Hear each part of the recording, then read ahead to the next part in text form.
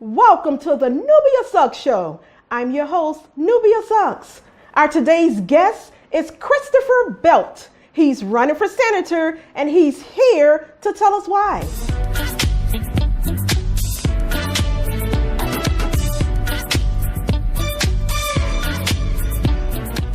Now, for those that's not familiar with you, tell the viewers about your background. I'm from the Metro East. Grew up in an area of Centerville, Illinois, an area called Golden Gardens. Product of East St. Louis 189 school district. I went to Golden Gardens Elementary School, Martin Luther King Junior High School, and East St. Louis Lincoln. I graduated there in 1990. I'm from a family of six. My dad owned a construction company. He was an operator engineer. All my brothers are union engineers, operating engineers. I had a brother that was a local laborer out of 100. I have a brother that's a plumber, and my sister is 27 years fraternal order of police. So that's how I grew up. Great, Christopher. So with so much chaos going on in Washington, why in the world do you want to be a senator? That is a very good question.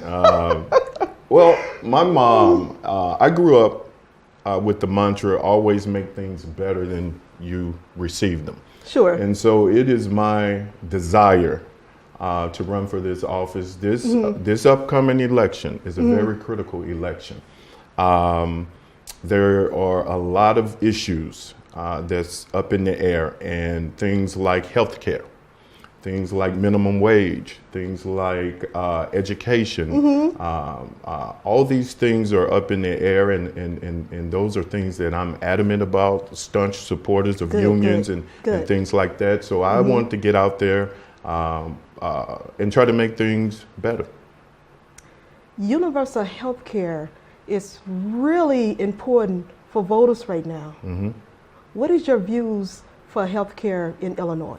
My views for healthcare in Illinois really align with our gubernatorial candidate, J.B. Pritzker. He has a program where he's called Illinois Cares. Yeah. And really what that is an extension of the base of the Affordable Care Act. It really looks at getting government involved alongside private insurance carriers to compete for the best marketplace value for your health insurance. So by putting the government in a public option, it should lower your health care premiums and things like that, and the people win. And at the end of the day, that's what we want. We want exceptional health care at affordable prices.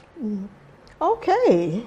Now, do you believe that maintaining coverage for pre-existing conditions should remain part of the healthcare reform bill? Absolutely. You cannot have healthcare reform if you don't take into consideration pre-existing conditions. Yeah. I checked that box. I had a kidney transplant in 2010. Oh, I didn't know that. And so I would be under that pre-existing condition. Yeah. In some cases, if you're pregnant, that's a pre-existing condition. And so we should not even have that conversation of healthcare reform if we're not really talking about including pre-existing conditions. Right. Yeah. I know you're from a family of union workers. Yes. So what are your views on right to work? I am staunchly opposed to anything that says right to work. I believe that workers ought to have the ability to organize. I believe that workers ought to have the ability to collectively negotiate their salaries, their workplace environment, their benefit packages, and all those things. I think right to work is another way to try to undermine unions, and at its core, at its base, it's another way to help big businesses out. Yes. And I think we really need to be expanding the avenue, the road for middle class, for lower income families to make it to middle class. Sure. I mean, the unions have been great helping people go from lower to middle class. 40 hours work weeks are because of unions. your breaks that you get during your work hours are because Yes, of absolutely. unions. And so unions are really, really important for us. Okay, on that note, what would you do to protect unions in Illinois? I would, right off the bat, anything right to work I would be opposed to. I mean, that's it in a nutshell. We have to preserve our unions. We have to strengthen our unions and right to work, just right to work zones, right to work legislation just doesn't work for our families. The cost of gas is going up, the cost of groceries are going up, the cost of your medicines are going up. And so we need unions to continue fight for wage increases for their members. Absolutely. And the thing about that is when unions win, we all win. That's right. Yeah. Now, you have a degree, a master's degree in public relations and professional counseling. So I know that you feel education is key Yes. to success. Absolutely. Absolutely. How do you propose to improve the public education system in Illinois? Well, there's a lot of things that we have to do. The first and foremost, and I'm paraphrasing, Illinois in its constitution says Okay. public schools should be free Yes. up through the secondary level up to a person's capacity. And so what that means is we have to get away from real estate property taxes funding education. You know, that little segment that I paraphrase means that the state will fund education. Yes. We want all our kids starting school on an even playing field. The way that we do it now with property tax funding education, it sets up the haves versus the have-nots. I'm from, as I stated earlier, East St. Louis School District. Sure. I was a board member in Cahokia for 5 years, and I was cool. the president there. And so what we cool. have to do, I mean, just for us to make it with the way everything is in the state and has been in the state, we had to cut programs, music. We had to cut music. Yeah. And we had to cut vocational Unfortunate. ed, and Unfortunate. we had to cut a lot of things.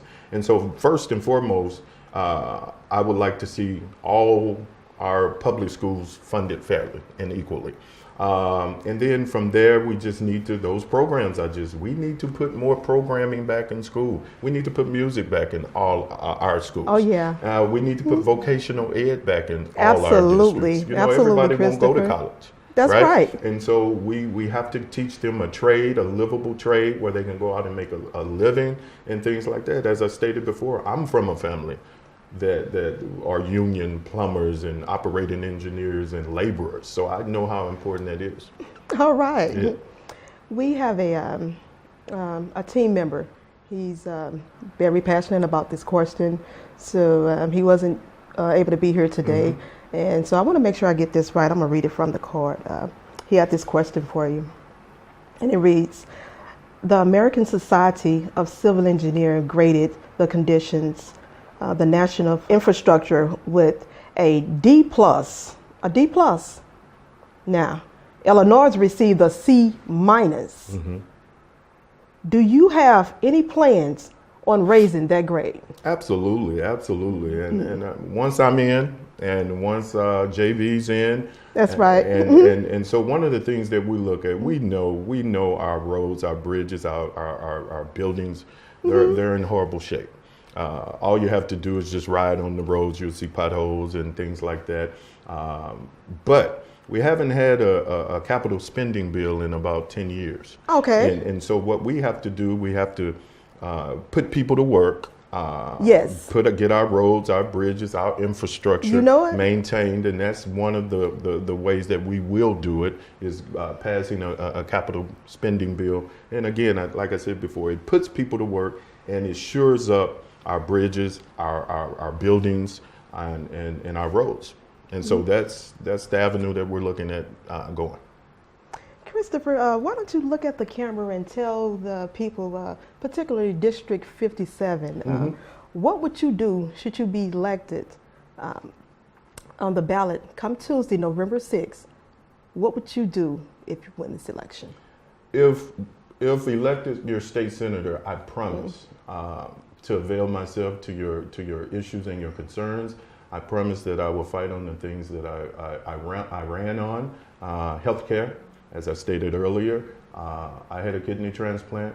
And so when I go knock on your doors and you come to the door, this is not a scripted or something that's scripted for me to say. Yeah. I've been there. And so as I often say, there's a difference between having empathy and sympathy. I've walked in those shoes, so I understand.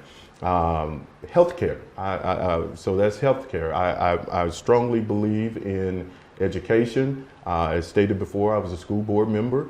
I really believe that's the key. Investing in our kids is the key. And so I believe in fairly and equitable funding schools in Illinois.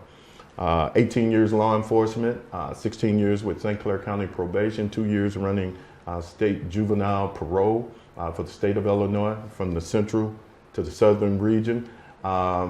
We understand that people want safe neighborhoods and communities, and that also goes hand in hand with criminal justice reform.